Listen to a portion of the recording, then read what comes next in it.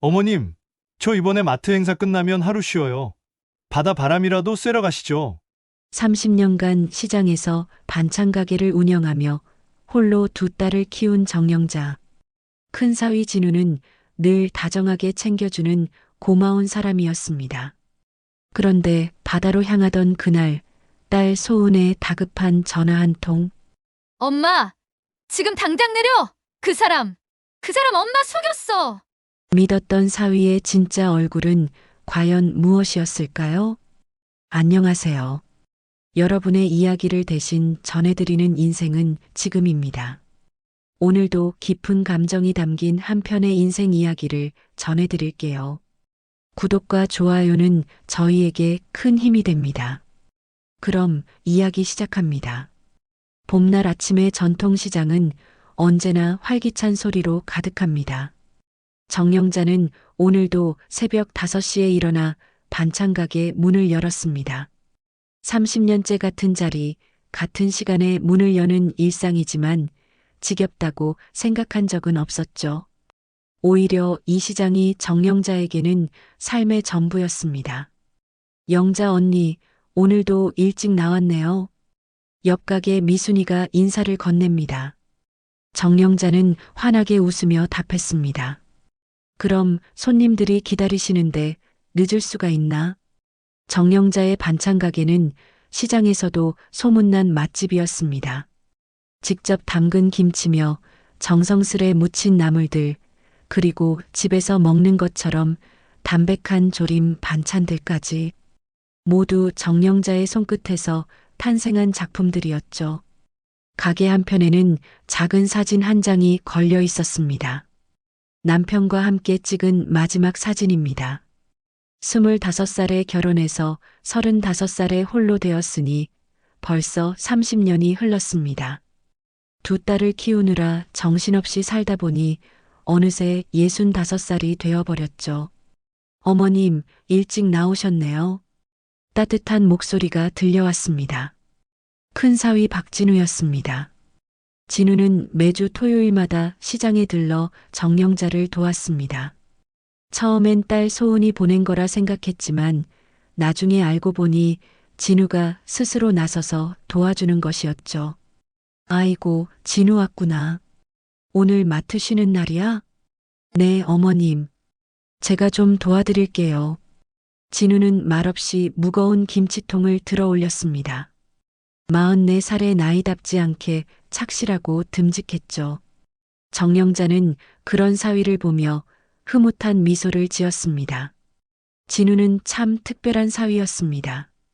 대형마트의 중간 관리자로 일하면서도 늘 겸손했고 무엇보다 정영자를 진심으로 대했습니다. 명절 때마다 큰딸 소은보다 먼저 안부를 묻고 아플 때면 병원까지 모셔다 드렸죠. 때로는 자식들보다 더 다정하게 느껴질 때가 많았습니다. 어머님, 요즘 허리는 좀 어떠세요? 괜찮아. 이 정도는 아무것도 아니야. 그래도 무리하시면 안 됩니다. 제가 무거운 건 다 옮길게요.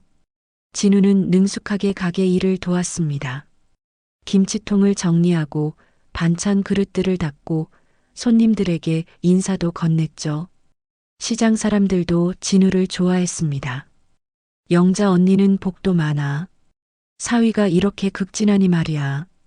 그러게요. 우리 집 사위는 명절 때만 겨우 얼굴 비추는데 주변 상인들의 부러운 시선을 받으며 정영자는 마음이 따뜻해졌습니다. 남편 없이 딸들을 키우느라 힘들었던 시간들이 이런 사위를 만나 보상받는 기분이었죠. 점심시간이 되자 진우가 김밥 2줄을 사왔습니다. 가게 뒤편 작은 의자에 나란히 앉아 김밥을 먹었습니다. 어머님, 이번에 마트 행사 끝나면 하루 쉬어요. 바다 바람이라도 쐬러 가시죠.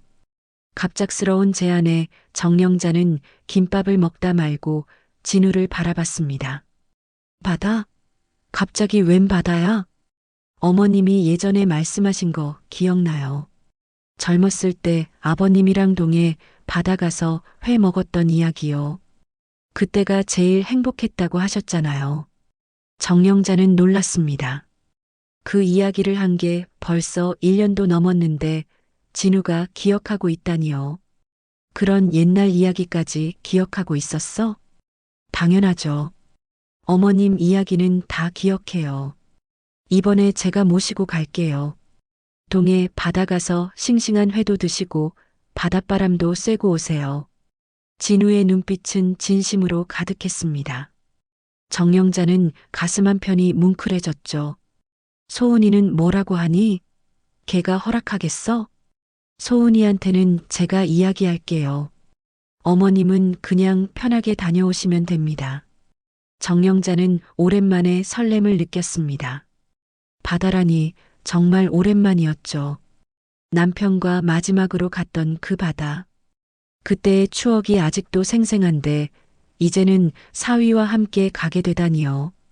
그래, 그럼 한번 가볼까? 네, 좋습니다.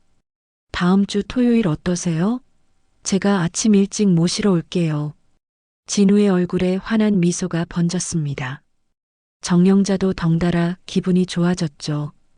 오후가 되자 시장은 더욱 붐볐습니다. 주말장을 보러 온 손님들로 북적였죠. 정영자는 바쁘게 반찬을 담으면서도 계속 바다 생각이 났습니다. 파란 바다, 하얀 파도, 그리고 짭짤한 바다 냄새까지. 어머님, 제가 이거 배달하고 올게요. 진우가 무거운 반찬통들을 들고 나갔습니다. 정영자는 그 뒷모습을 바라보며 생각했죠. 정말 좋은 사위를 뒀다고요. 소은이는 가끔 신경질적이고 예민할 때가 많은데 진우는 늘 한결같이 다정했습니다. 저녁 무렵 정훈이 가게에 들렀습니다. 시장 상인회장인 정훈은 정영자와 같은 나이의 호랍이었죠.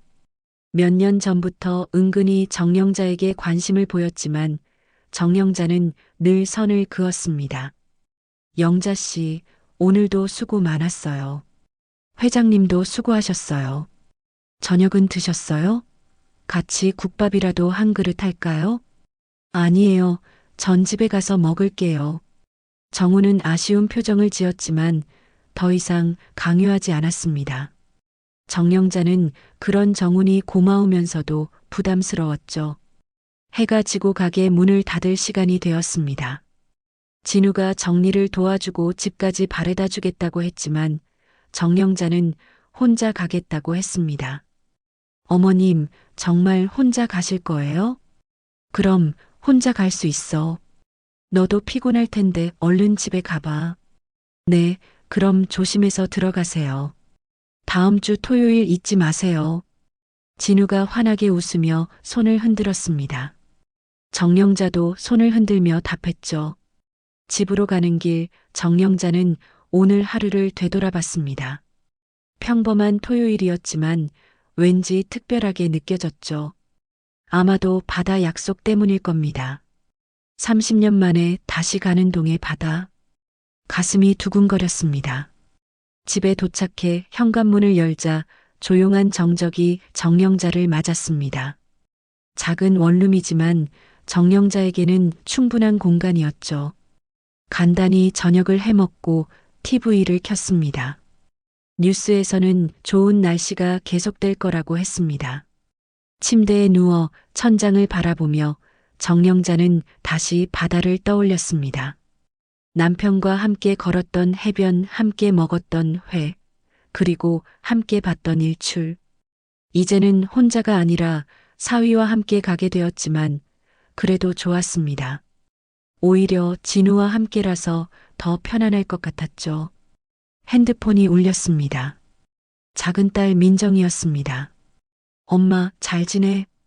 그럼 잘 지내지. 너는? 나도 잘 지내. 언니가 그러는데 형부가 엄마랑 바다 간다고? 응, 다음 주에 가기로 했어. 좋겠다, 엄마. 형부가 정말 잘해주네.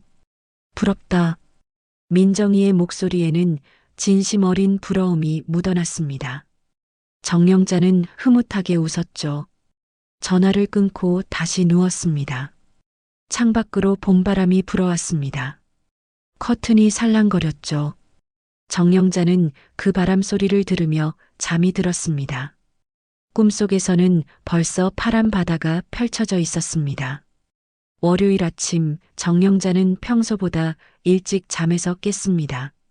주말에 있었던 바다 약속이 계속 머릿속을 맴돌았죠. 30년 만에 가는 동에 바다라니 마치 소녀처럼 설레는 자신이 우습기도 했습니다.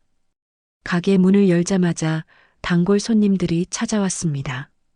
정영자는 능숙하게 반찬을 담으며 손님들과 이야기를 나눴습니다. 그런데 오전 10시쯤 예상치 못한 방문객이 나타났습니다. 큰딸 소은이었죠.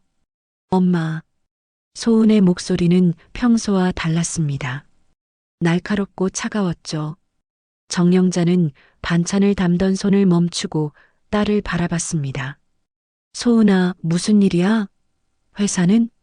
잠깐 나왔어요. 엄마한테 할 말이 있어서. 소은은 주변을 둘러보더니 가게 안으로 들어왔습니다. 검은색 정장을 입은 모습이 여전히 도도해 보였죠.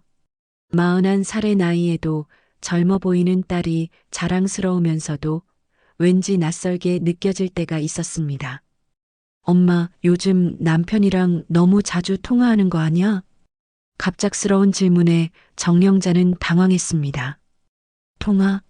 가끔 안부 묻는 정도인데. 가끔이 아니잖아. 매일 전화하더라. 무슨 말 그렇게 오래 해? 소은의 눈빛이 예리했습니다. 정영자는 괜히 죄 지은 사람처럼 움츠러들었죠. 그냥 이런저런 이야기하는 거야. 가게 일도 물어보고 건강도 걱정해주고. 엄마, 남편은 시어머니 아들이야. 엄마 아들이 아니라고. 순간 정영자의 가슴이 철렁했습니다. 딸의 말이 비수처럼 날카로웠죠. 무슨 소리야, 소은아. 엄마가 뭘 잘못했다고 그래. 아니, 그게 아니라 그냥 적당히 거리를 두라는 거야. 시어머니가 너무 자주 연락하면 남자들도 부담스러워해. 나도 시어머니한테 맨날 전화 오는 거 싫어. 정영자는 할 말을 잃었습니다. 사위가 먼저 전화하고 먼저 찾아오는데 무슨 부담이란 말일까요? 하지만 딸 앞에서는 그런 말을 할 수 없었습니다. 알았어. 앞으로 조심할게. 그리고 이번에 바다 간다고? 진우가 그러던데. 응, 다음 주 토요일에. 소은의 표정이 더욱 굳어졌습니다. 꼭 가야 해? 바쁜 사람인데. 진우가 먼저 제안한 거야. 엄마를 위해서 시간 낸다고. 그래도 그냥 안 갔으면 좋겠어. 괜히 번거롭잖아. 정영자는 딸의 태도가 이상하다고 느꼈습니다. 평소에 소은이라면 이렇게까지 예민하게 굴지 않았을 텐데요. 무언가 숨기는 게 있는 것 같았습니다. 소은은 그날따라 유독 신경질적이었습니다. 가게를 둘러보며 이것저것 지적하더니 갑자기 시계를 보고는 서둘러 나갔습니다. 엄마, 나가볼게. 그리고 진우한테 너무 기대지 마. 걔도 나름대로 힘든 게 많아. 딸이 떠난 후 정영자는 묘한 불안감에 휩싸였습니다. 소은의 말투며 표정이 계속 머릿속에 맴돌았죠. 뭔가 이상했습니다. 평소와는 확실히 달랐습니다. 그날 저녁 진우에게서 전화가 왔습니다. 어머님, 오늘 하루 잘 보내셨어요? 응, 잘 보냈지. 근데 진우야. 네, 어머님. 오늘 소은이가 가게에 왔었어. 내가 많이 힘들다고 하던데 괜찮니? 전화기 너머로 잠시 침묵이 흘렀습니다. 그리고 진우의 목소리가 들려왔죠. 아, 소은이가 갔었군요. 저는 괜찮습니다. 어머님 걱정 마세요. 하지만 목소리에 평소의 밝음이 없었습니다. 정영자는 더 묻고 싶었지만 참았습니다. 그래, 몸 조심하고. 무리하지 마. 네, 어머님도 푹 쉬세요. 전화를 끊고 나서도 불안한 마음은 가시지 않았습니다. 정영자는 TV를 켰지만 집중이 되지 않았죠. 계속 낮에 있었던 일이 떠올랐습니다. 다음 날 저녁 정영자는 진우와 다시 통화를 했습니다. 평소처럼 안부를 묻고 이런저런 이야기를 나누던 중이었습니다. 어머님, 이번 주말 바다 가는 거 잊지 않으셨죠? 당연하지. 나도 기대하고 있어. 그때였습니다. 전화기 너머로 소은의 목소리가 희미하게 들렸습니다. 누구랑 통화해? 또 엄마야? 그리고는 갑자기 전화가 끊겼습니다. 정영자는 당황해서 다시 전화를 걸었지만 받지 않았죠. 문자를 보내봤지만 답도 없었습니다. 불안한 마음에 정영자는 잠을 이룰 수 없었습니다. 소은이의 날카로운 목소리가 계속 귓가에 맴돌았죠. 딸과 사위 사이에 무슨 일이 있는 걸까요? 아니면 정말로 자신이 너무 깊이 관여한 걸까요? 다음 날 아침 진우에게서 문자가 왔습니다. 어머님, 어제 갑자기 전화 끊어서 죄송해요. 배터리가 나갔었어요. 걱정하셨죠? 정영자는 안도의 한숨을 쉬었습니다. 하지만 뭔가 석연치 않은 구석이 있었죠. 배터리가 나갔다는 게 사실일까요? 수요일 오후 정훈 회장이 가게에 들렀습니다. 평소와 달리 심각한 표정이었죠. 영자 씨, 잠깐 이야기 좀 할 수 있을까요? 무슨 일이세요, 회장님? 정훈은 주변을 살피더니 조심스럽게 말을 꺼냈습니다. 사실 어제 저녁에 소은 씨 부부를 봤어요. 대형마트 근처 카페에서요. 그래요? 두 사람이 데이트했나 보네요. 그게 아니라 좀 심하게 다투는 것 같았어요. 소은 씨가 많이 화난 표정이었고 진우 씨는 고개를 숙이고 있더라고요. 정영자의 가슴이 다시 철렁했습니다. 부부싸움이라니. 그것도 밖에서 할 정도로 심각한 걸까요? 부부끼리 그럴 수도 있죠. 젊은 사람들이니까. 정영자는 애써 담담하게 말했지만 속으로는 걱정이 태산 같았습니다. 그리고 한 가지 더 있어요. 제가 우연히 들은 건데 진우 씨가 최근에 회사에서 좀 어려운 일이 있다고 하더라고요. 구조조정 이야기도 나온다고. 정훈의 말에 정영자는 놀랐습니다. 진우가 그런 이야기를 한 번도 하지 않았거든요. 오히려 늘 밝은 모습만 보여줬죠. 정말이에요? 진우는 그런 내색을 전혀 안 했는데 아마 어머님께 걱정 끼치기 싫어서 그랬나 봐요. 참 좋은 사위예요. 정훈이 떠난 후 정영자는 복잡한 마음으로 가게 일을 계속했습니다. 진우가 힘든 상황인데도 자신을 위해 바다 여행을 계획했다니 미안하면서도 고마운 마음이 교차했죠. 목요일 저녁 진우가 전화를 했습니다. 목소리는 평소처럼 밝았습니다. 어머님, 이번 토요일 아침 8시에 모시러 갈게요. 너무 이른가요? 아니야, 괜찮아. 근데 진우야, 정말 괜찮니? 무리하는 거 아니야? 당연히 괜찮죠. 저도 오랜만에 바다 구경하고 싶었어요. 진우의 목소리에는 진심이 담겨 있었습니다. 정영자는 그 말을 믿기로 했죠. 하지만 마음 한구석에는 여전히 불안감이 남아 있었습니다. 금요일 바다 여행을 하루 앞두고 정영자는 준비를 했습니다. 오랜만에 나들이라 옷도 신경 써서 골랐죠. 화사한 봄 옷을 입고 거울을 보니 나이든 자신의 모습이 낯설면서도 새로웠습니다. 그날 밤 정영자는 일찍 잠자리에 들었습니다. 내일이면 30년 만에 다시 보는 동해 바다. 설렘과 불안이 뒤섞인 복잡한 마음으로 눈을 감았습니다. 과연 이 여행이 어떤 의미가 될까요? 정영자는 알 수 없었습니다.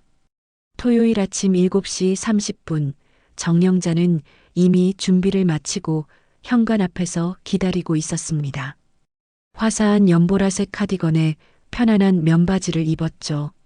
손에는 작은 핸드백 하나만 들었습니다. 오랜만에 나들이지만 짐은 가볍게 했습니다.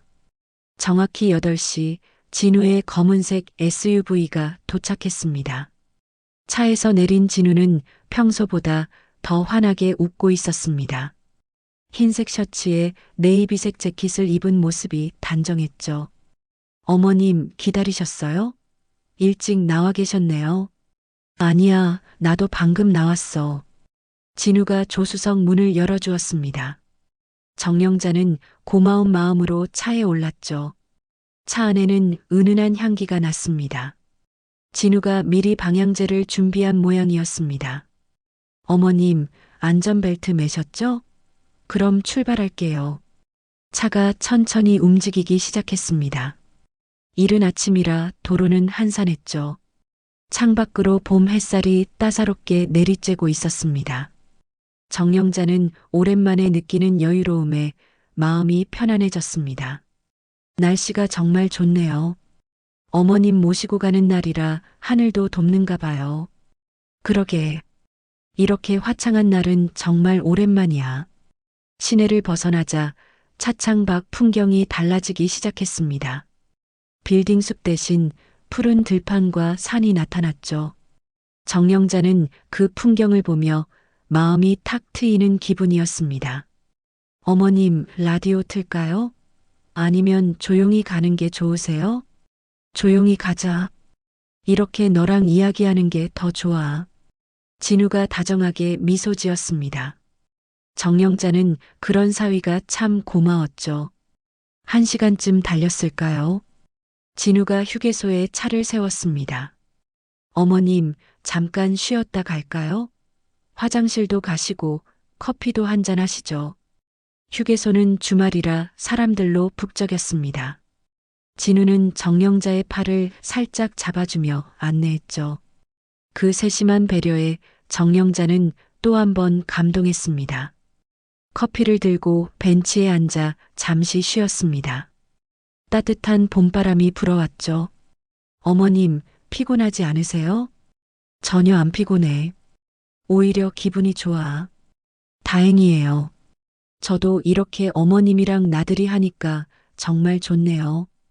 진우의 말에 진심이 담겨 있었습니다. 정영자는 문득 며칠 전 소은이 했던 말이 떠올랐지만 애써 잊으려 했죠. 다시 차에 올라 출발했습니다. 이제 바다가 가까워지는지 공기가 달라지기 시작했습니다. 짭짤한 바다 냄새가 살짝 느껴졌죠. 어머님, 뭐 필요한 거 없으세요? 목 안 마르세요? 괜찮아. 너무 자꾸 물어보지 마. 편하게 가자. 네, 알겠습니다. 진우는 운전에 집중하면서도 가끔씩 정영자를 살폈습니다. 그런데 정영자는 한 가지 이상한 점을 발견했죠. 진우의 휴대폰이 계속 진동으로 울리는데 진우는 한 번도 확인하지 않았습니다. 오히려 핸드폰을 뒤집어 놓기까지 했죠. 진우야, 전화 안 받아도 돼? 아, 괜찮아요. 오늘은 어머님이랑 있는 시간이니까요. 하지만 계속되는 진동에 정영자는 불안해졌습니다. 혹시 소은이 아닐까 싶었죠. 소은이 전화 아니야? 받아봐. 아니에요. 회사 번호예요.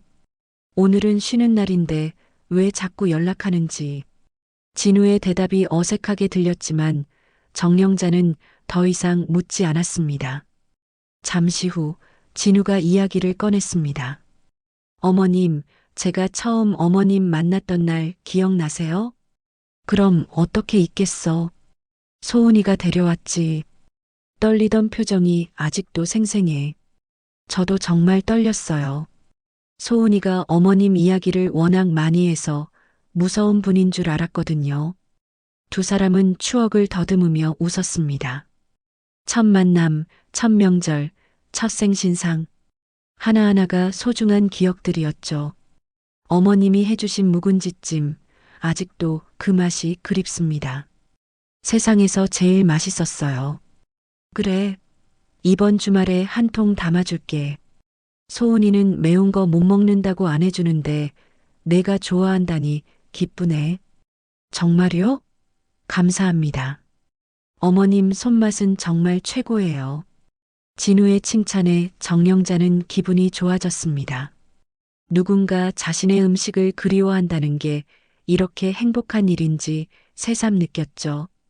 어머님, 저 어렸을 때 엄마가 일찍 돌아가셨거든요. 지금은 새엄마세요. 갑작스러운 고백에 정영자는 진우를 바라봤습니다. 아이고, 어려서 고생했겠네 몰랐어. 소은이도 그런 이야기 안 했는데 제가 말 안 했어요.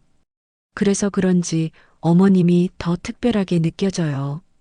제게는 어머니 같은 분이 없었거든요. 진우의 목소리에 애잔함이 묻어났습니다. 정영자는 가슴이 뭉클해졌죠. 아이고, 그런 사연이 있었구나. 힘들었겠네. 이제는 괜찮아요. 어머님이 계시잖아요. 정영자는 진우의 어깨를 가볍게 두드려 주었습니다. 그 따뜻한 손길에 진우는 잠시 눈시울이 붉어졌죠. 2시간 반쯤 달렸을까요? 드디어 저 멀리 바다가 보이기 시작했습니다. 햇빛에 반짝이는 푸른 바다. 정영자는 탄성을 질렀습니다. 와, 바다다. 정말 오랜만이야. 어머님 좋아하시는 모습 보니까 저도 기뻐요. 진우가 해안도로로 접어들었습니다. 시원한 바닷바람이 차 안으로 들어왔죠. 정영자는 창문을 열고 깊게 심호흡했습니다. 짭짤한 바다 냄새가 폐부 깊숙이 들어왔습니다. 어머님, 조금만 더 가면 제가 알아본 횟집이 있어요. 거기서 점심 드시고 해변도 걸으실까요? 좋지. 다 내가 알아서 해. 나는 따라갈게. 진우는 조심스럽게 운전하며 목적지를 향했습니다. 그런데 계속해서 휴대폰이 울렸고 진우는 여전히 받지 않았습니다. 한 번은 잠깐 화면을 봤는데 표정이 굳어지는 게 보였죠. 진우야, 정말 괜찮아? 급한 일이면 받아. 아니에요. 정말 괜찮아요. 오늘은 어머님이 최우선이에요. 진우는 억지로 미소를 지었습니다. 하지만 정영자는 그 미소 뒤에 숨겨진 불안을 느낄 수 있었죠. 무언가 일이 있는 게 분명했습니다. 하지만 오늘만큼은 모른 척하기로 했습니다. 이 아름다운 봄날 바다를 앞에 두고 걱정하고 싶지 않았으니까요. 횟집은 바다가 한눈에 내려다 보이는 언덕 위에 있었습니다. 오래된 건물이지만 깔끔하게 관리되어 있었죠. 진우가 미리 예약을 해둔 덕분에 창가 자리에 앉을 수 있었습니다. 어머님, 여기가 이 동네에서 제일 유명한 횟집이래요. 회도 싱싱하고 밑반찬도 맛있다고 하더라고요. 그래, 좋네. 받아보면서 먹으니까 더 맛있을 것 같아. 주문한 모둠회가 나왔습니다. 광어, 우럭, 도미가 싱싱하게 썰려 있었죠. 정영자는 오랜만에 보는 회에 감탄했습니다. 와, 정말 싱싱하다. 이렇게 좋은 회는 정말 오랜만이야. 많이 드세요. 오늘은 어머님이 실컷 드시는 날이니까요. 진우가 정성스럽게 쌈을 싸서 정영자에게 건넸습니다. 상추에 회를 올리고 마늘과 고추를 얹은 다음 쌈장을 살짝 발라서 만든 완벽한 한 입이었죠. 자, 어머님. 하세요. 아이고, 내가 애야? 그만해도 돼. 정영자는 쑥스러워하면서도 진우가 만들어준 쌈을 받아 먹었습니다. 싱싱한 회의 맛이 입안 가득 퍼졌죠. 바다를 보며 먹는 회는 정말 특별했습니다. 식사를 하며 두 사람은 많은 이야기를 나눴습니다. 시장 이야기, 동네 이야기, 그리고 옛날 추억들까지. 진우는 정영자의 이야기를 진심으로 들어주었고 때로는 재미있는 농담으로 분위기를 띄웠죠. 어머님, 다음에는 소은이랑 처제도 다 같이 와요. 가족여행으로요. 그래, 그럼 좋겠다. 온 가족이 모이는 게 얼마만인지. 정영자가 흐뭇하게 웃고 있을 때였습니다.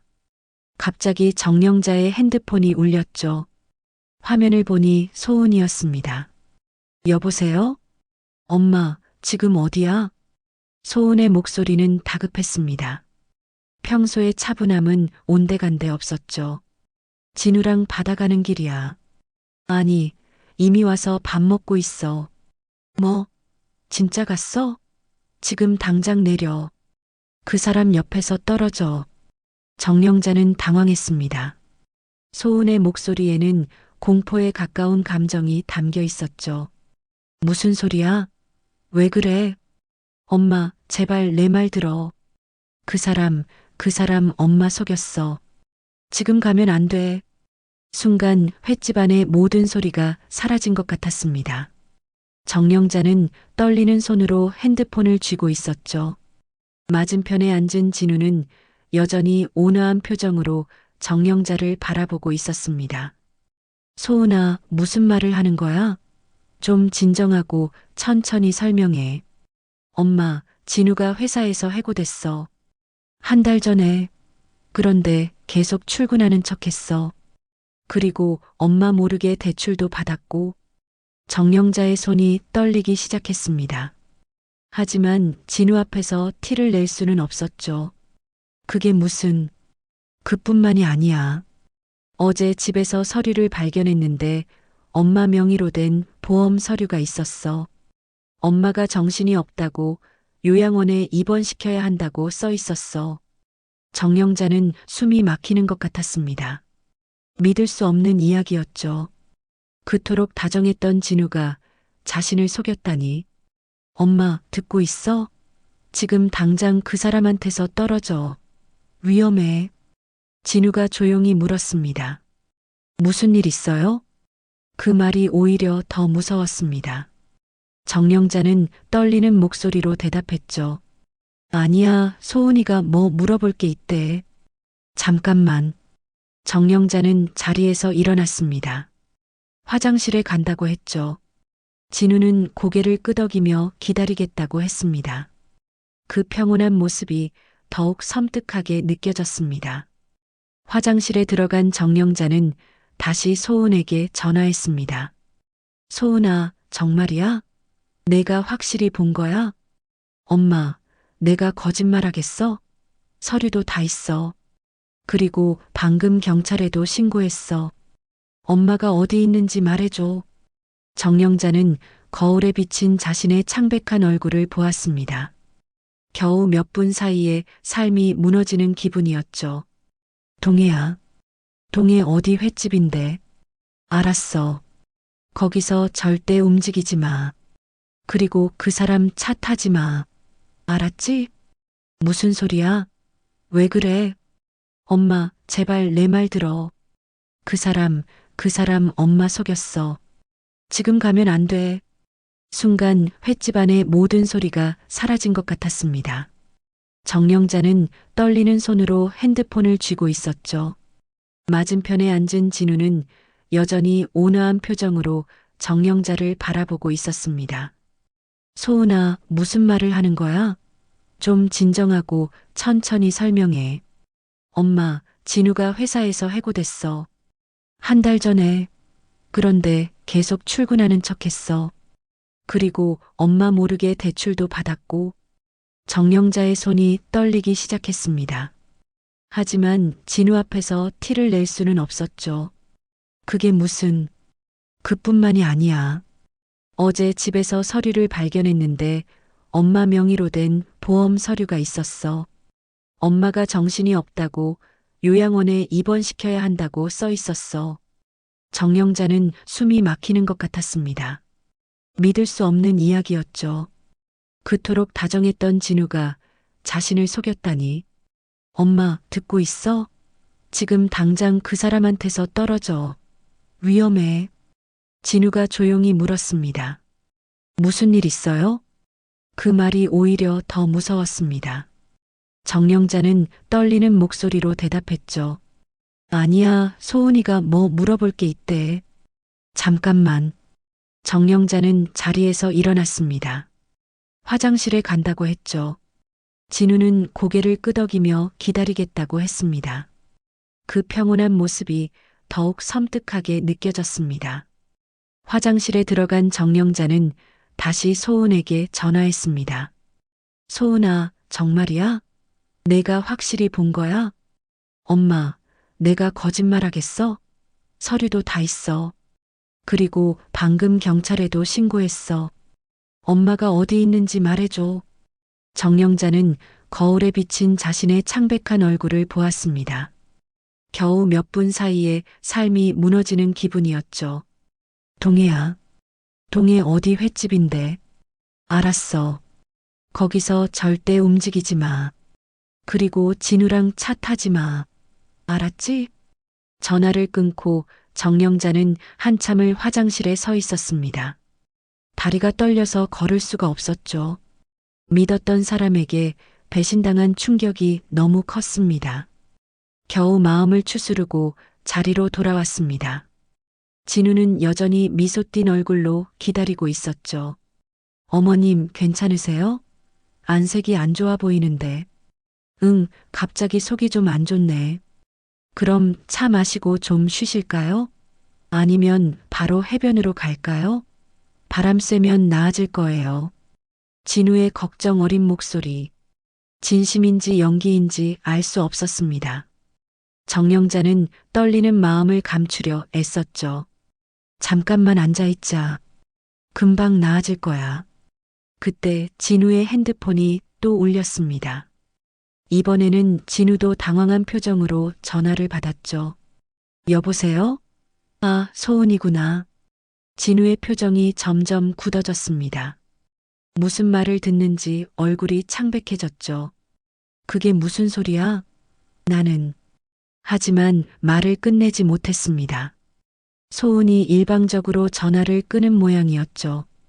진우는 잠시 핸드폰을 바라보다가 정영자를 봤습니다. 어머님, 소은이가 뭔가 오해를 하고 있는 것 같아요. 무슨 오해? 정영자는 최대한 모르는 척했습니다.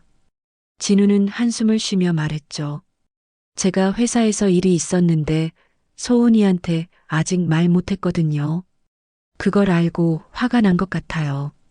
그래, 무슨 일인데? 진우는 잠시 망설이다가 입을 열었습니다. 사실 제가 이직을 준비하고 있어요. 더 좋은 조건으로 스카우트 제의가 왔거든요. 그런데 소은이가 미리 알면 반대할까봐. 거짓말. 정영자는 직감적으로 알았습니다. 진우의 눈이 불안하게 흔들리고 있었죠. 그렇구나. 부부 사이에 그런 건 미리 상의해야지. 네, 제가 잘못했어요. 어머님께도 걱정 끼쳐드려서 죄송해요. 진우는 평소처럼 공손했지만 정영자는 이미 그가면 뒤의 진실을 알고 있었습니다. 진우야, 우리 이제 집으로 가자. 나도 피곤하고 너도 소은이랑 이야기해야 할 것 같은데. 네, 벌써요? 아직 해변도 안 가봤는데. 다음에 가자. 오늘은 그냥 가고 싶어. 진우의 표정이 묘하게 변했습니다. 실망인지 다른 감정인지 알 수 없었죠. 그래도 왔는데 바다는 보고 가세요. 제가 차 돌려서 해변으로 갈게요. 아니야, 정말 가고 싶어. 정영자의 간절한 목소리에 진우는 할 수 없이 고개를 끄덕였습니다. 알겠습니다. 그럼 계산하고 나갈게요. 진우가 계산하러 간 사이 정영자는 재빨리 소은에게 문자를 보냈습니다. 지금 나가는 중이야. 차 타야 하는데 어떡하지? 엄마, 최대한 시간 끌어. 거의 다 왔어. 정영자는 핸드폰을 가방에 넣고 진우를 기다렸습니다. 이제부터가 진짜 위험한 순간이었죠. 차 안에서 둘이 있게 되면 무슨 일이 일어날지 알 수 없었습니다. 진우가 돌아왔습니다. 여전히 친절한 미소를 띠고 있었죠. 어머님 가시죠. 제가 안전하게 모셔다 드릴게요. 안전하게. 그 말이 이렇게 무서울 수가 없었습니다. 정영자는 떨리는 다리로 일어섰습니다. 이제 어떻게 해야 할까요? 정영자의 머릿속은 하얗게 변해갔습니다. 주차장으로 가는 길이 영원처럼 느껴졌습니다. 진우는 평소처럼 정영자의 팔을 살짝 잡아주었지만 그 손길이 이제는 무겁게만 느껴졌죠. 정영자는 최대한 천천히 걸으려 했지만 금세 차에 도착했습니다. 어머님, 조심해서 타세요. 진우가 조수석 문을 열어주었습니다. 정영자는 망설였습니다. 차에 타면 안 된다는 소은의 말이 계속 맴돌았죠. 하지만 여기서 거부하면 진우가 의심할 게 분명했습니다. 결국 정영자는 차에 올랐습니다. 안전벨트를 매는 손이 떨렸죠. 진우가 운전석에 앉아 시동을 걸었습니다. 어머님, 집까지 2시간 반이면 갈 거예요. 편하게 계세요. 차가 천천히 움직이기 시작했습니다. 정영자는 핸드백을 꼭 쥐고 있었죠. 그 안에는 핸드폰이 들어 있었습니다. 소은이 보낸 메시지가 계속 도착하는 게 느껴졌지만 확인할 수 없었습니다. 해안도로를 달리기 시작했습니다. 아까 올 때와는 달리 긴장감이 차 안을 가득 채웠죠. 진우는 말없이 운전에만 집중했습니다. 평소의 다정함은 사라지고 없었습니다. 10분쯤 달렸을까요? 정영자의 핸드폰이 계속 울렸습니다. 진동이 핸드백을 통해 전해졌죠. 어머님, 전화 안 받으세요? 아니야, 중요한 건 아닐 거야. 하지만 계속되는 진동에 정영자는 결국 핸드폰을 꺼냈습니다. 화면에는 소은의 메시지가 가득했죠. 엄마, 그 사람 목적지가 요양원이에요. 서류 다 확인했어요. 엄마를 정신병원에 입원시키려고 해요. 보험금이 목적이에요. 엄마 명의로 된 보험이 5억이 넘어요. 정영자는 숨이 멎는 것 같았습니다. 5억? 자신도 모르는 사이에 그런 거액의 보험이 들어져 있었다니요. 어머님, 무슨 내용이에요? 진우가 물었습니다. 정영자는 떨리는 목소리로 대답했죠. 소은이가 걱정한대. 내가 없어서.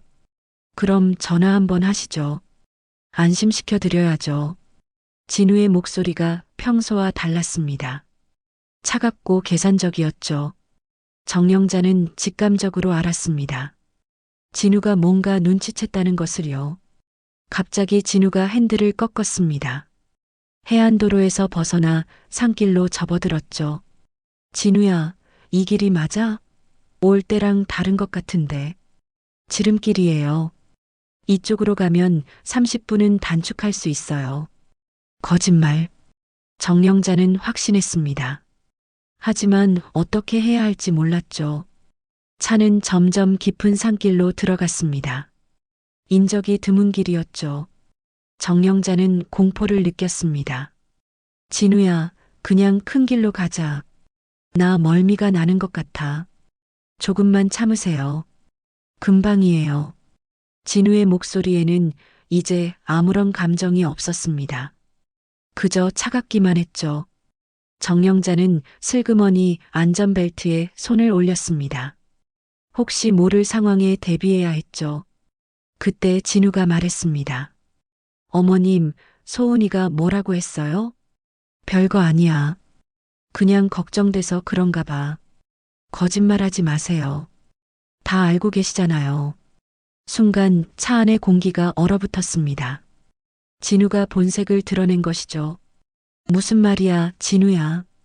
소은이가 다 털어놨을 텐데요. 제가 회사에서 잘렸다는 것도, 대출받았다는 것도. 정영자는 아무 말도 할 수 없었습니다. 진우는 계속 말했죠. 어머님은 너무 호락호락하세요. 서류에 도장 찍을 때도 내용도 안 보고 그냥 찍으시더라고요. 진우야, 왜 이래? 왜 나한테 이런 짓을 하는 거야? 진우가 씁쓸하게 웃었습니다. 왜긴요? 돈 때문이죠. 저도 살아야 하니까요. 차는 계속 속도를 높였습니다. 구불구불한 산길을 위험하게 달렸죠. 정영자는 문 손잡이를 잡았습니다. 어머님, 가만히 계세요. 어차피 곧 도착할 거예요. 어디에? 요양원이야? 네, 좋은 곳이에요. 어머님도 편하게 지내실 수 있을 거예요. 정영자는 분노가 치밀어 올랐습니다. 그동안의 다정함이 모두 거짓이었다니. 믿었던 사람에게 이렇게 배신당하다니요. 진우야, 아직 늦지 않았어. 지금이라도 돌아가자. 내가 다 용서할게. 용서요? 제가 뭘 잘못했는데요? 어머님이 너무 돈을 많이 갖고 계신 게 잘못이죠. 진우의 말에는 독이 묻어 있었습니다. 정영자는 이제 정말 위험하다는 것을 깨달았죠. 바로 그때였습니다. 정영자의 핸드폰이 크게 울렸습니다. 벨소리가 차 안을 가득 채웠죠. 화면에는 경찰이라고 떴습니다. 진우의 표정이 일그러졌습니다. 받지 마세요. 아니야, 받을 거야. 정영자는 떨리는 손으로 전화를 받았습니다. 여보세요? 정영자 씨 맞으십니까? 딸분이 신고하셔서 연락드렸습니다. 지금 어디 계신가요? 저는 지금. 그 순간 진우가 핸드폰을 빼앗으려 했습니다. 정영자는 필사적으로 핸드폰을 지켰죠. 살려주세요. 지금 차 안이에요. 산길로 가고 있어요. 진우가 급브레이크를 밟았습니다. 차가 심하게 흔들렸죠. 정영자는 간신히 몸을 지탱했습니다. 어머님, 왜 이러세요? 같이 잘 살자고 하는 건데. 너 같은 놈이랑은 죽어도 싫어. 정영자는 용기를 냈습니다. 안전벨트를 풀고 차 문을 열려고 했죠. 하지만 진우가 다시 차를 출발시켰습니다. 미친 짓 하지 마세요. 여기서 뛰어내리면 죽어요. 차는 점점 빨라졌습니다. 위험천만한 속도였죠. 정영자는 손잡이를 꼭 잡고 있었습니다. 그때 멀리서 사이렌 소리가 들렸습니다. 경찰이 오고 있었던 것이죠. 진우의 얼굴이 창백해졌습니다. 젠장! 진우가 욕설을 내뱉으며 더욱 속도를 높였습니다. 하지만 이미 늦었죠. 경찰차 2대가 뒤를 쫓고 있었습니다. 어머님, 이게 다 어머님 때문이에요. 왜 그냥 조용히 있지 못했어요? 진우는 거의 미친 사람처럼 소리쳤습니다. 정영자는 그런 진우가 무서웠지만 이제는 살아야 한다는 생각뿐이었죠. 커브길에서 차가 크게 흔들렸습니다. 정영자는 그 틈을 놓치지 않았습니다. 있는 힘을 다해 차 문을 열고 몸을 던졌죠. 어머님! 진우의 비명이 들렸지만 정영자는 이미 차 밖으로 떨어지고 있었습니다. 도로 위로 몸이 구르며 엄청난 충격이 전해졌죠. 온몸이 아팠지만 살아있다는 것만으로도 감사했습니다. 멀리서 급브레이크 소리가 들렸습니다. 그리고 경찰들의 발걸음 소리가 가까워졌죠. 할머니, 괜찮으세요?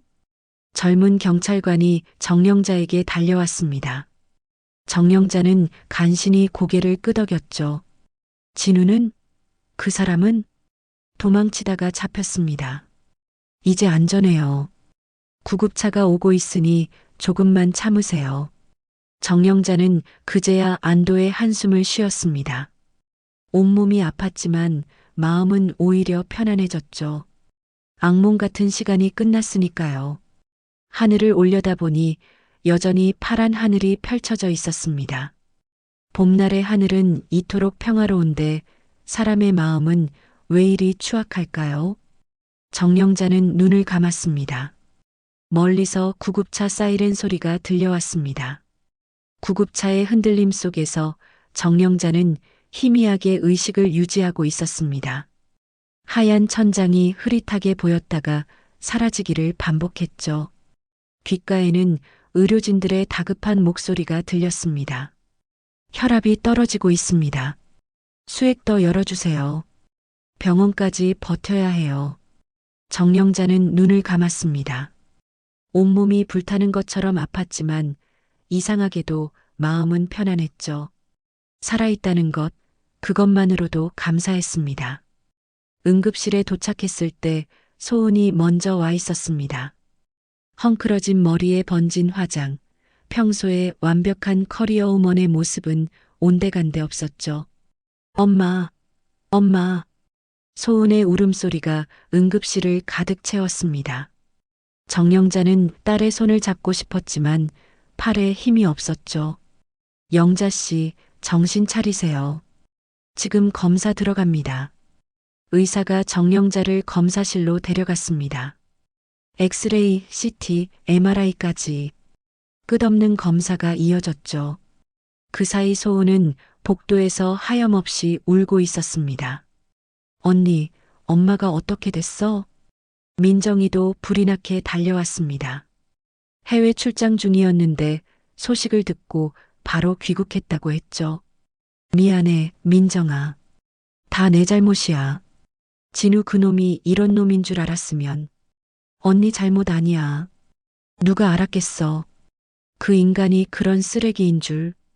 두 자매는 서로를 위로하며 검사 결과를 기다렸습니다. 1시간이 지나고 의사가 나왔죠. 다행히 생명에는 지장 없습니다.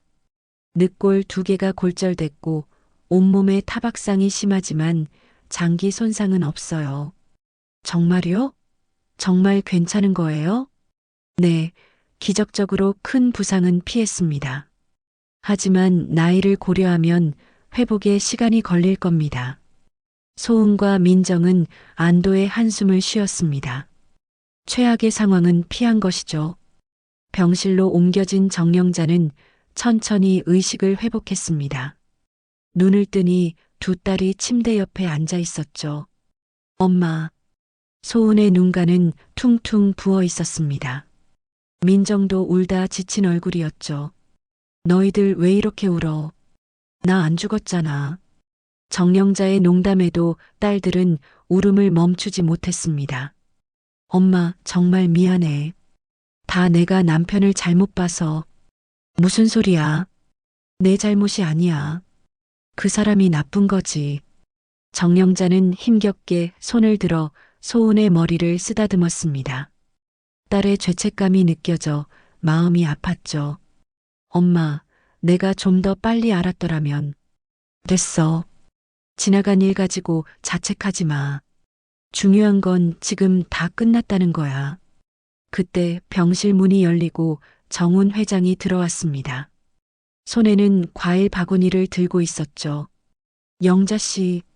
정훈의 얼굴에는 걱정이 가득했습니다. 시장 사람들한테 소식을 듣고 달려왔다고 했죠. 이게 무슨 일이에요? 그 착한 사위가 어떻게... 회장님도 몰랐죠? 사람은 정말 알 수가 없어요. 정훈은 한숨을 쉬며 고개를 저었습니다. 제가 뭐라도 도와드릴 게 있으면 말씀하세요. 뭐든 할게요. 고맙습니다. 마음만 받을게요. 밤이 되자 병실은 조용해졌습니다. 딸들은 정령자의 곁을 지키며 교대로 간병을 했죠. 정령자는 천장을 바라보며 지난 일들을 되돌아봤습니다. 진우의 다정했던 모습들이 떠올랐습니다. 매주 토요일 가게를 도와주던 모습, 따뜻하게 웃던 얼굴, 걱정 어린 목소리. 그 모든 게 연기였다니 아직도 믿기지 않았죠. 엄마, 자야지. 왜 안 자? 소은이 물었습니다. 정령자는 고개를 저었죠. 그냥 생각이 많아서. 소은아, 진우는 어떻게 됐니? 경찰서에 있어. 내일 구속영장 신청한대. 그 사람도 불쌍한 사람이야. 어머니를 일찍 여의고. 엄마, 아직도 그런 소리 해? 그 인간이 엄마를 죽일 뻔했는데. 소은이 화를 냈지만 정령자는 담담했습니다. 미워하기엔 너무 지쳤으니까요. 다음 날 아침 경찰이 병원을 찾아왔습니다. 정령자의 진술이 필요하다고 했죠. 어머님, 진우 씨가 언제부터 이런 계획을 세웠는지 아시나요? 모르겠어요. 정말 전혀 눈치채지 못했어요. 보험 서류에 서명하신 기억은 있으신가요? 정령자는 기억을 더듬었습니다. 몇 달 전 진우가 가져온 서류들. 노후 대비라며 권했던 것들이었죠. 네, 있어요. 하지만 자세히 보지 않고 서명했어요. 진우를 믿었으니까. 경찰은 진우가 치밀하게 계획을 세웠다고 설명했습니다. 정령자를 정신병원에 입원시킨 후 보험금을 타내려 했다고요. 소은이 미리 발견하지 못했다면 정말 위험할 뻔했다고 했죠. 다행히 딸분이 빨리 알아차렸습니다. 어머님은 운이 좋으셨어요. 경찰이 떠난 후 정령자는 한참을 멍하니 있었습니다. 자신이 얼마나 어리석었는지 새삼 깨달았죠. 오후가 되자 시장 상인들이 병문안을 왔습니다. 미순이를 비롯해 오랜 이웃들이 모두 왔죠. 영자 언니, 정말 큰일 날 뻔했네요. 그러게요. 그 사위가 그런 나쁜 사람인 줄 누가 알았겠어요. 모두들 정령자를 위로했습니다. 하지만 정령자는 그들의 동정 어린 시선이 불편했죠. 다들 가게나 보세요. 나는 괜찮으니까. 언니가 없으니까 시장이 썰렁해요. 빨리 나으세요. 상인들이 떠나고 다시 조용해졌습니다. 정령자는 창밖을 바라봤죠. 병원 밖에는 여전히 봄날이 계속되고 있었습니다. 저녁이 되자 뜻밖의 방문객이 왔습니다. 진우의 형이라고 자신을 소개한 남자였죠. 어머님, 정말 죄송합니다. 제 동생이 이런 짓을 하다니. 남자는 깊이 고개를 숙였습니다. 정령자는 당황했죠. 당신은 잘못이 없어요. 고개 들어요. 동생이 원래 그런 애가 아니었는데 돈에 미쳐서 이런 짓을 했나 봅니다. 진우 형의 이야기를 들으니 진우도 나름의 사정이 있었던 것 같았습니다. 사업 실패로 빚이 많았고 회사에서도 해고당해 막막했다고 했죠. 그래도 이런 짓을 하면 안 되는 거잖아요. 맞습니다. 변명의 여지가 없어요. 동생은 벌을 받아야 합니다. 진우의 형이 떠난 후 정령자는 복잡한 심정이었습니다. 진우를 미워하면서도 한편으로는 안타까웠죠. 돈이 사람을 이렇게 만든다는 게 씁쓸했습니다. 밤이 깊어갈수록 통증이 심해졌습니다. 갈비뼈가 부러진 곳이 숨 쉴 때마다 아팠죠. 하지만 정령자는 진통제를 거부했습니다. 아픔을 느끼는 것이 살아있다는 증거 같았으니까요. 엄마, 왜 약 안 먹어? 아프잖아. 민정이 걱정했지만 정령자는 고개를 저었습니다. 괜찮아. 이 정도는 참을 수 있어. 사실 몸의 아픔보다 마음의 상처가 더 컸습니다.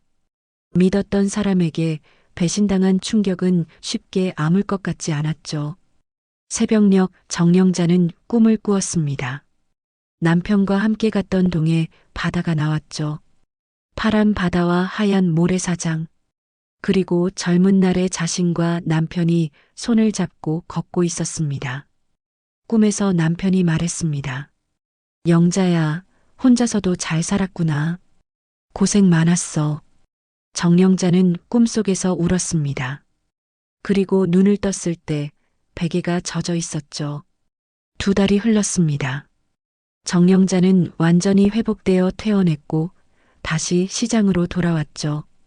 하지만 예전 같지는 않았습니다.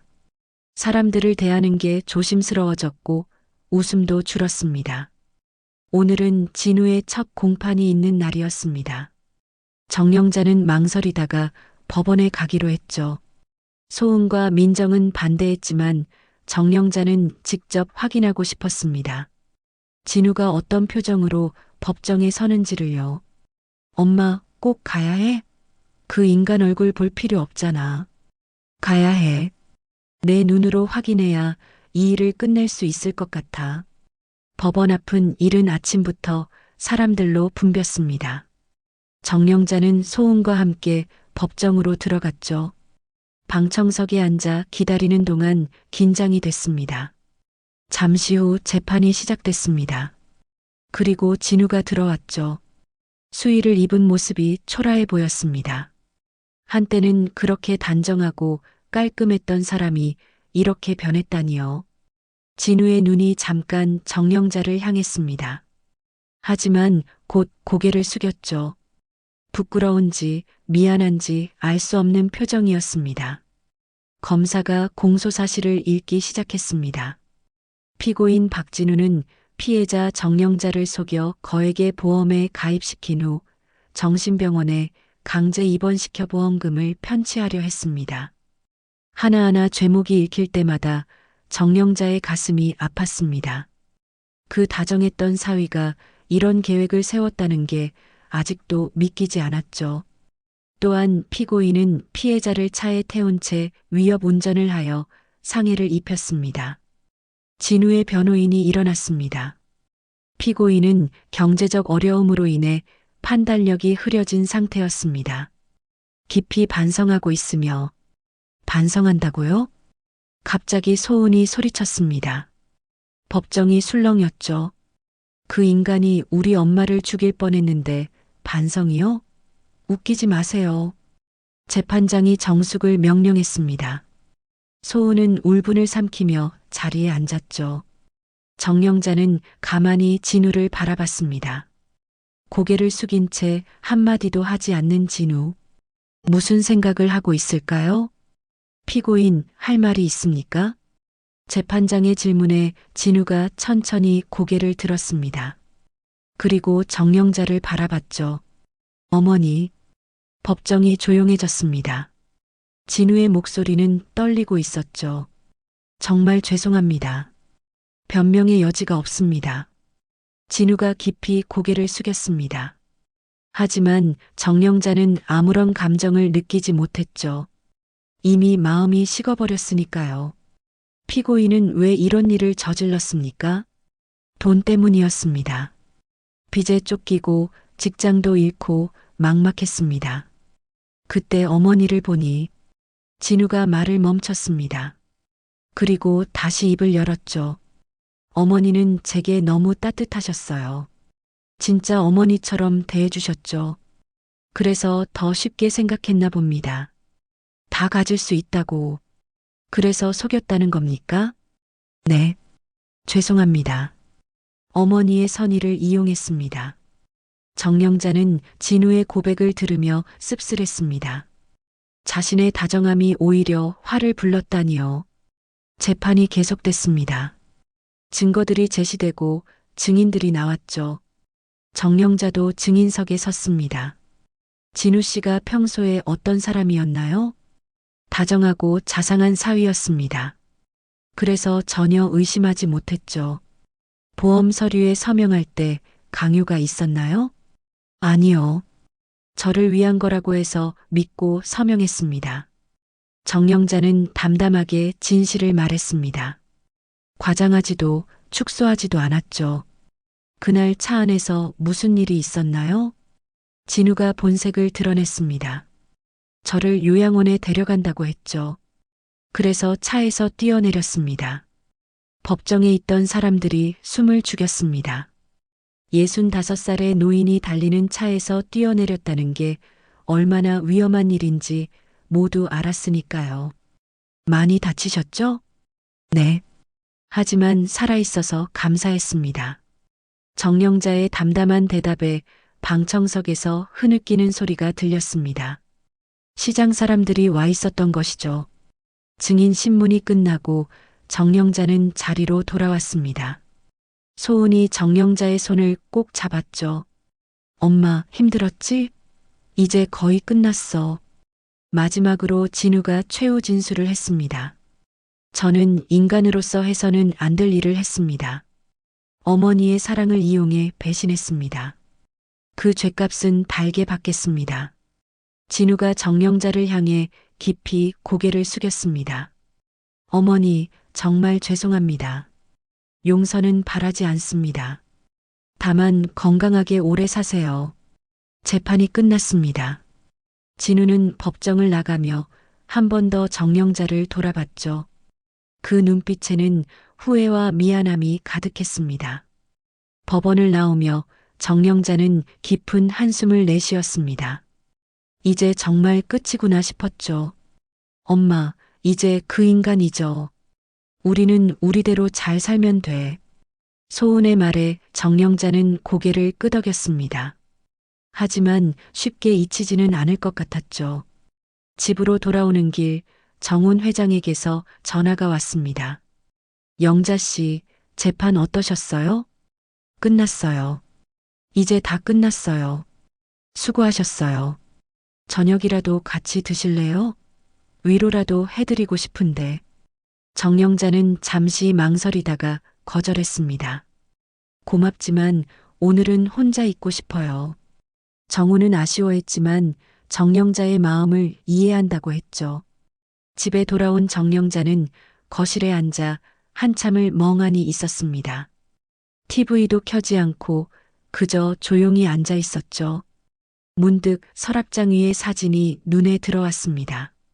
작년 명절 때 찍은 가족 사진이었죠. 소은, 민정, 그리고 진우까지 모두가 환하게 웃고 있었습니다. 정영자는 사진을 들어 진우의 얼굴을 바라봤습니다. 그때는 정말 행복해 보였는데 언제부터 마음이 변했을까요? 결국 정영자는 사진을 서랍 속 깊이 넣어버렸습니다. 이제는 추억도 아니고 상처일 뿐이니까요. 저녁이 되자 민정이 찾아왔습니다. 손에는 정영자가 좋아하는 떡을 들고 있었죠. 엄마, 혼자 있지 말고 같이 저녁 먹어. 그래, 들어와. 모녀는 조용히 저녁을 먹었습니다.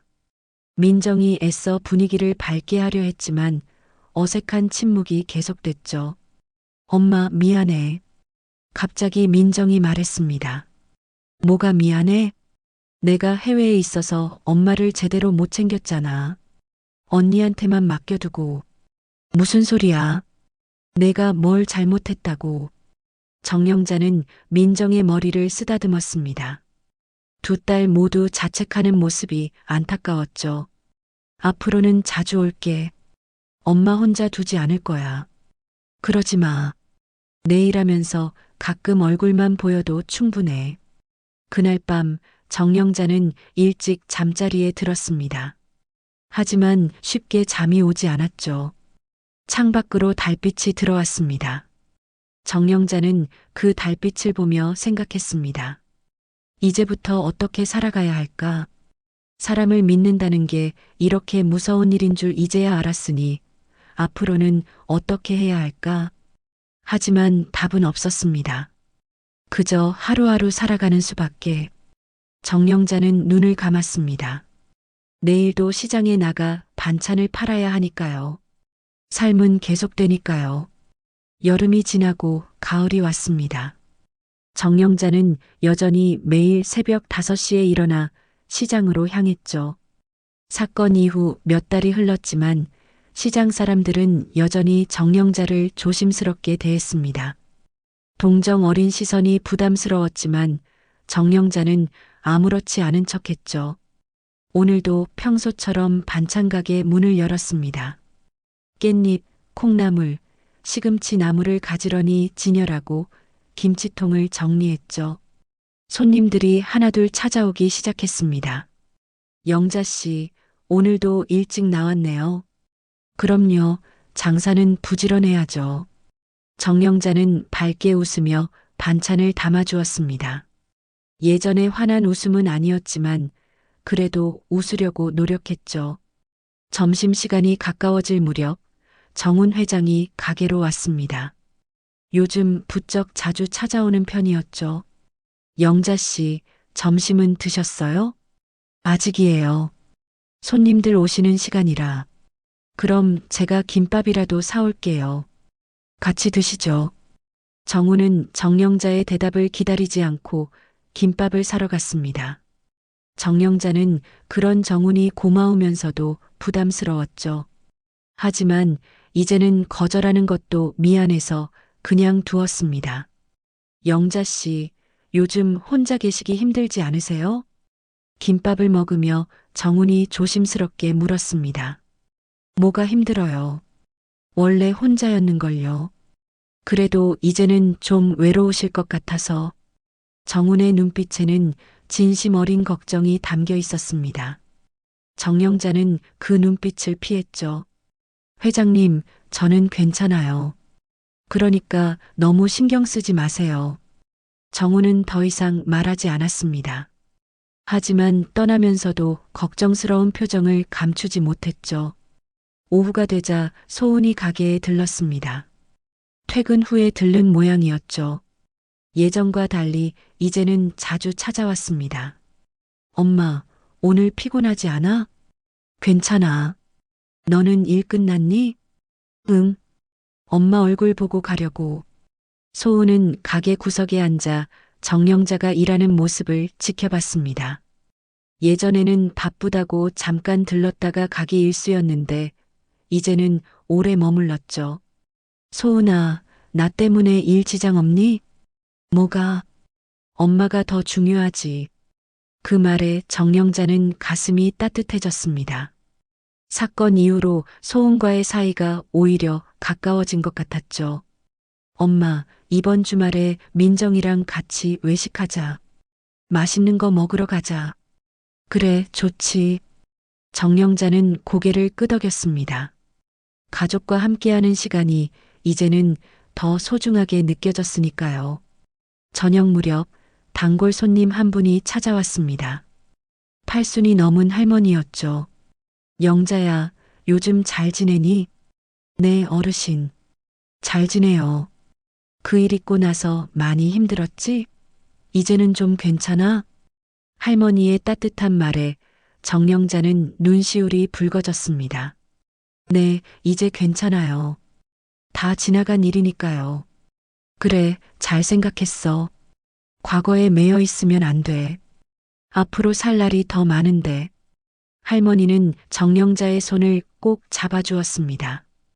그 따뜻한 손길에 정영자는 위로를 받았죠. 가게 문을 닫을 시간이 되었습니다. 정영자는 천천히 정리를 하며 하루를 마무리했죠. 그때 핸드폰이 울렸습니다. 민정이었습니다. 엄마, 좋은 소식이 있어. 무슨 일이야? 내가 다음 달에 한국 지사로 발령받았어. 이제 엄마 자주 볼 수 있어. 정영자는 깜짝 놀랐습니다. 민정이가 해외 근무를 그만두고 돌아온다니요. 정말? 왜 갑자기? 엄마 혼자 계시는 게 걱정돼서 신청했어. 이제 자주 만나자. 정영자는 울컥했습니다. 딸들이 자신을 위해 이렇게까지 신경 쓰고 있다니요. 민정아, 나 때문에 그러지 않아도 돼. 무슨 소리야? 나도 한국이 그리웠어. 엄마도 보고 싶고. 전화를 끊고 정영자는 한참을 서 있었습니다. 마음이 복잡했죠.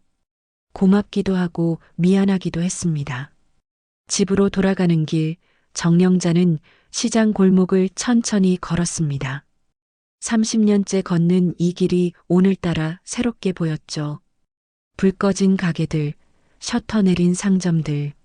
하루의 끝에서 모두가 집으로 돌아가는 시간입니다. 정영자도 발걸음을 재촉했죠. 집에 도착해 현관문을 열었습니다. 여전히 조용한 집이었지만 이제는 그 정막이 무섭지 않았습니다. 오히려 편안했죠. 저녁을 간단히 해먹고 TV를 켰습니다. 뉴스에서는 여전히 각종 사건 사고가 보도되고 있었죠. 정영자는 채널을 돌려 드라마를 봤습니다. 그때 현관벨이 울렸습니다. 이 시간에 누가 왔을까 싶어 인터폰을 확인하니 정훈 회장이었습니다. 영자 씨, 잠깐 드릴 말씀이 있어서요. 정영자는 문을 열어주었습니다. 정훈은 뭔가 결심한 표정이었죠. 무슨 일이세요, 이 밤에? 영자 씨, 제가 오래 참았는데 이제는 말해야겠어요. 정훈이 깊게 숨을 들이쉬고 말했습니다. 저랑 같이 살아주실 수 없을까요? 이제 우리 나이에 혼자 사는 게 쓸쓸하잖아요. 정영자는 놀랐습니다. 어느 정도 예상은 했지만 이렇게 직접적으로 말할 줄은 몰랐죠. 회장님, 저는 이제 누구도 믿고 싶지 않아요. 알아요. 그 일 때문에 마음이 다치신 거 다 이해해요. 하지만 세상 사람이 다 나쁜 건 아니잖아요. 정훈의 말이 맞았습니다. 하지만 정영자는 아직 준비가 되지 않았죠. 시간을 주세요. 지금은 아무것도 결정할 수 없어요. 네, 기다릴게요. 영자 씨가 마음 열 때까지. 정훈이 떠난 후 정영자는 거실에 앉아 생각에 잠겼습니다. 정훈 회장은 좋은 사람이었습니다. 오랫동안 알아왔고 진심으로 자신을 아끼는 것도 알았죠. 하지만 마음이 쉽게 움직이지 않았습니다. 다음 날 아침 정영자는 평소보다 일찍 일어났습니다. 창밖을 보니 가을비가 내리고 있었죠. 우산을 들고 시장으로 향했습니다. 빗속에서도 시장은 활기찼습니다. 상인들이 비닐로 물건을 덮으며 분주히 움직였죠. 정영자도 가게 앞에 차양을 치고 준비를 시작했습니다. 비 오는 날은 손님이 적겠네. 혼잣말을 하며 반찬을 정리했습니다. 그런데 의외로 손님들이 많이 찾아왔죠. 영자 씨, 비 오는데도 나오셨네요. 그럼요, 비 온다고 장사 안 할 수는 없죠. 손님들과 이야기를 나누며 정영자는 조금씩 예전의 모습을 찾아가고 있었습니다. 웃음도 자연스러워지고 말투도 밝아졌죠. 점심때 소은과 민정이 함께 찾아왔습니다. 우산을 쓰고 나란히 걸어오는 모습이 정겨웠죠. 엄마, 비 오는데 일하기 힘들지? 아니야, 괜찮아. 너희들이 와줘서 더 좋네. 세 모녀는 가게 뒤편에서 도시락을 나눠 먹었습니다. 소박한 점심이었지만 함께여서 행복했죠. 엄마, 우리가 앞으로 자주 올게. 혼자 있지 마. 그래, 고마워. 정영자는 딸들을 바라보며 미소 지었습니다.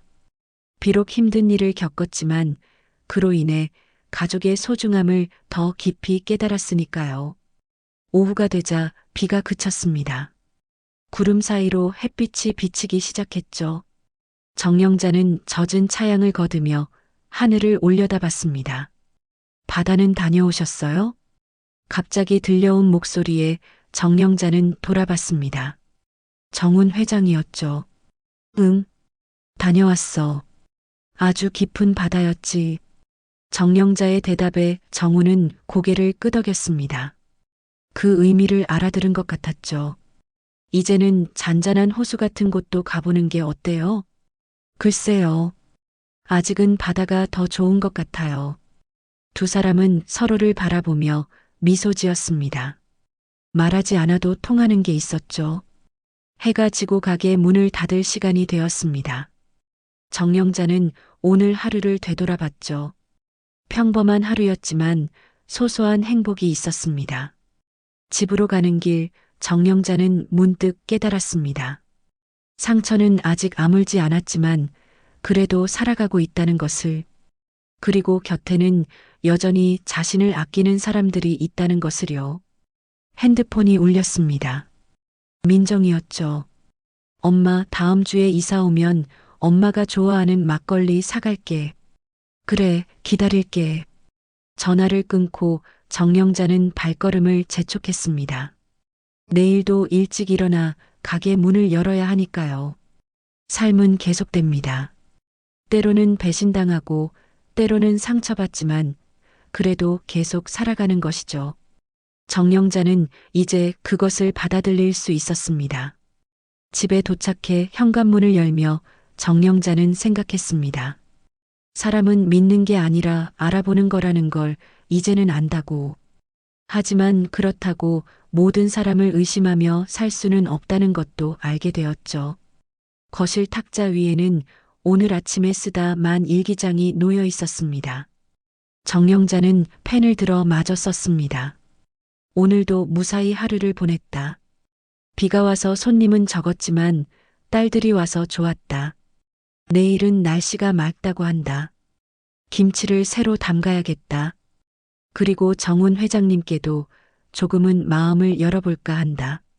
천천히, 아주 천천히. 일기장을 덮고 정영자는 방으로 들어갔습니다. 창밖으로는 가을밤의 별들이 반짝이고 있었죠. 내일도 모레도 그리고 앞으로도 정영자의 삶은 계속될 것입니다. 시장에서 가족과 함께, 그리고 새로운 인연들과 함께. 그것이 삶이니까요. 넘어져도 다시 일어서는 것, 그것이 우리가 살아가는 이유니까요. 믿고 의지했던 사위가 돈 때문에 자신을 배신했다는 걸 알았을 때 정영자의 마음은 얼마나 무너졌을까요? 하지만 달리는 차에서 뛰어내려야 했던 그 순간에도 딸들의 사랑은 어머니를 지켜냈습니다. 상처는 아직 아프지만 매일 아침 시장에 나가 반찬을 파는 정영자. 그 모습에서 우리는 배웁니다. 넘어져도 다시 일어서는 것, 배신당해도 다시 믿어보는 것.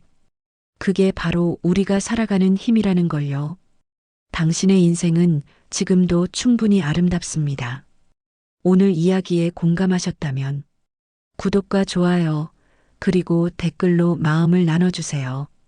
우리는 또 다른 이야기에서 다시 만나요. 함께 해주셔서 감사합니다.